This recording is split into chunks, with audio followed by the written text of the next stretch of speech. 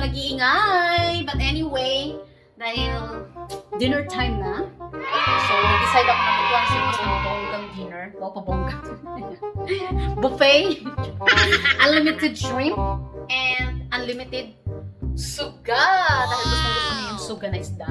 Hindi ko alam anong English ng suga. Basta suga. I-grill ko na siya doon sa electric. Ano lang yung gamitan. Wala tayong charcoal. Wala tayong charcoal. So, abangan nyo mga madam anong yung mga food na niluto ko na dahil mapapalaway na naman kayo dyan. Ayan. Takip-takip kayo ng mga bungangan nyo ha. Baka yung laway nyo nagbaha na. So, magluluto muna ako mga madam na.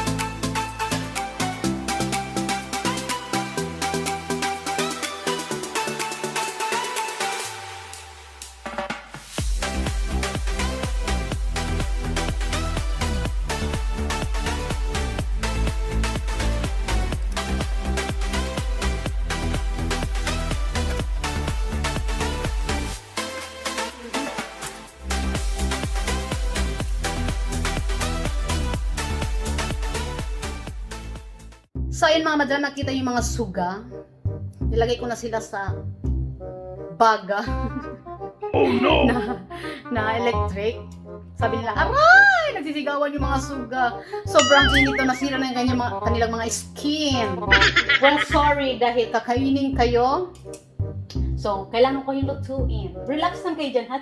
Chill. What? Para lang kayo nasa bathtub. Pero overheat lang talaga yan. Kaya tripad pati suga. So, di ba? Nagsisigawan yung tatlong suga. Aray! Nasira yung skin namin. Ouch! Ayan, dapat sana pagdating ni boss, sakto yung luto niya. Baka kasi nasa meeting si boss. So, hindi ko alam kung anong oras matatapos yung meeting niya. Oh no! But I hope na pauwi na siya para saktong luto niya, mainit pa. Masarap kainin. Parang ako lang.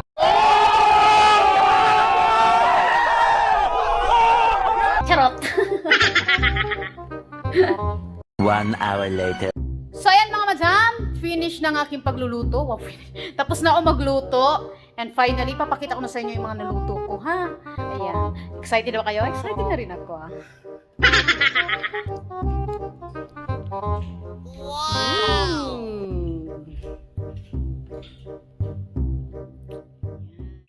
Oh my God!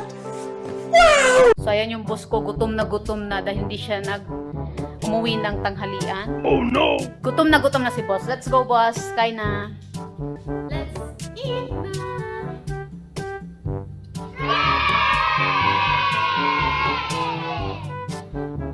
Isa lang talaga mo. Yeah. Unahin ko na isa.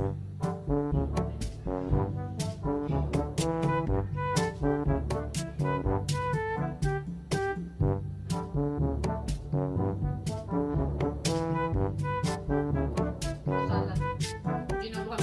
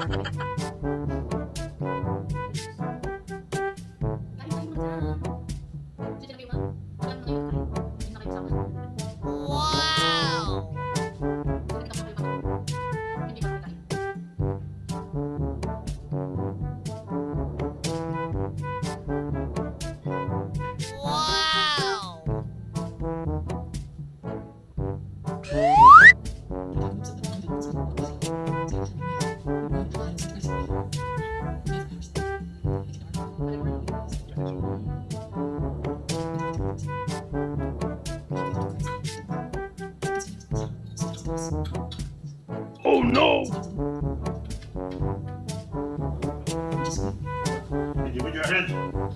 Just have two hands. Yeah.